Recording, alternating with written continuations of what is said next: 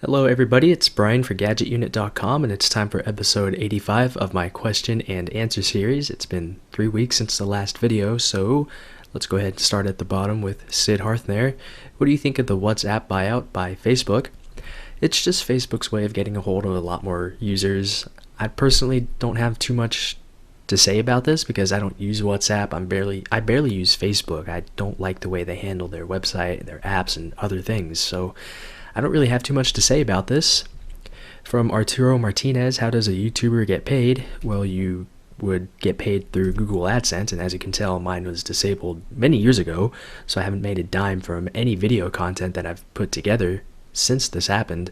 But that's the primary way of getting paid. If you have a lot of subscribers, you could get actual endorsements and have actual companies pay you to talk about specifically their products within the videos as sort of a sponsored spot, things like that. But mainly it is through Google AdSense, and if you have that disabled, well, you're pretty much screwed from ever making from YouTube throughout the rest of your life. It's stupid how Google handles things, but it is what it is, unfortunately. From Zofath Ali, when do you think the iPhone 6 is coming out? I'm hoping this summer. I really want a new phone. As much as I like the iPhone 5 or my 5S, I would just like something with a bigger screen, but nothing too big to where it's hard to use with one hand, like the Galaxy S4, the Galaxy S5, and something with a different design. The 5S's design, while it's still really good, especially when you don't have a case on your phone, it's just getting a little bit dated. They really need to step up their design. I like the 5C a lot. It's different. You have colors for once. I like that a little bit more, at least in terms of innovation and at least changing things. Why don't you play consoles? Well, I like having full control over anything I'd use, so when it comes to the computer, I could do anything I want. If I had a PS4, I'm limited to exactly what they allow me to do. On the computer, I could mod my game, I could use cheat codes, I could do whatever I want without any limits. Whereas on a console, you can't really do that. So that's the main reason that I choose PC gaming over consoles. And yeah, consoles are easier to use for people who just want to pick up a controller and start playing something, but I like to have a little bit more control over my hardware. From Arturo Martinez, is there any information on when Facebook Paper will be available on the Android market? Well, quick Google search, it seems like it probably won't be, at least anytime soon. So that's a little bit unfortunate for Android users. Sid Harthner says, 5 things you hate about iOS 7. So here's my lock screen, here's my home screen, just to show you guys what it happens to look like, because it's been a while since I've done a What's on My iPhone video, and I'm just waiting for IntelliScreen X and Messages Plus to be released. Not the beta that they have out, for actual release with few bugs and all the features implemented. For me, I wish the animations were faster. It seems like they got that sorted out in iOS 7.1, but obviously I can't go to it without permanently losing a jailbreak. And really that's it. I really enjoy using iOS 7. I do miss the way iOS 6 looks. I like the keyboard better.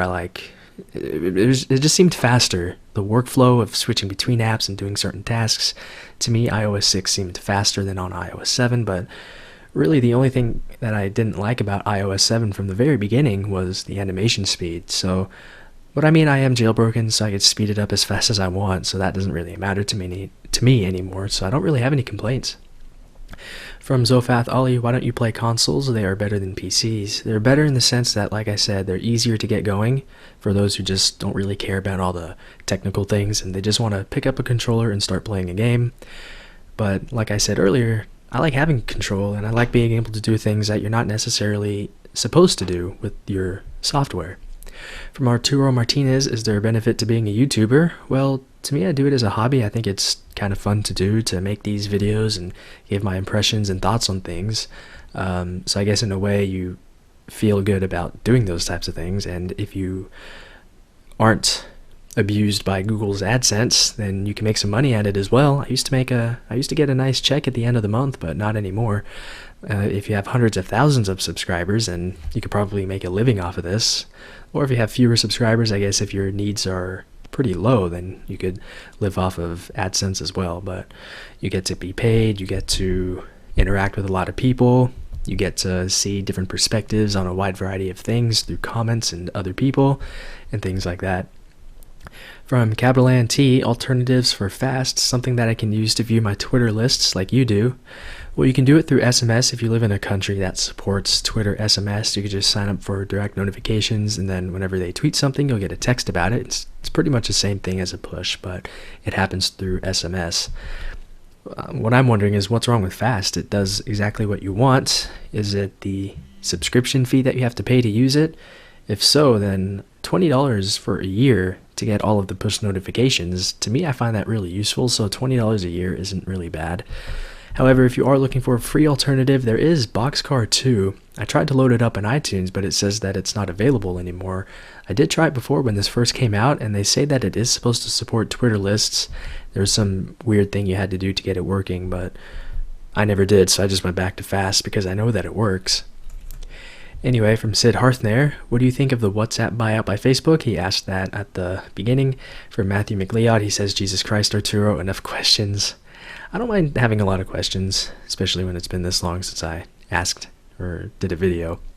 From Evil Ninjas 99, what do you think of the iPad? Do you favor one variant of the iPad over the other? I'm particularly referring to the iPad Air and iPad Mini in terms of practicality. For me, if I had to choose one or the other, I would probably choose the iPad Air because of the larger display.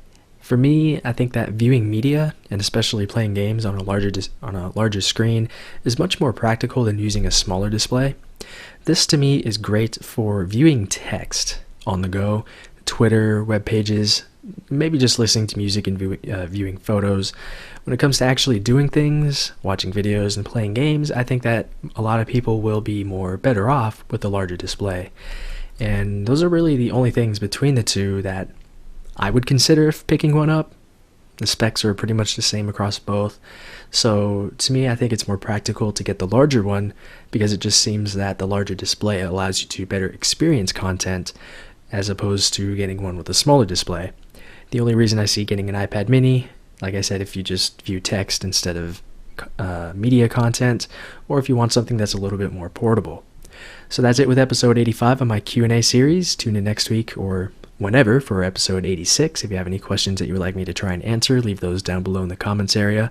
But that's it with this video, so thanks a lot for watching, and I'll talk to you all very soon.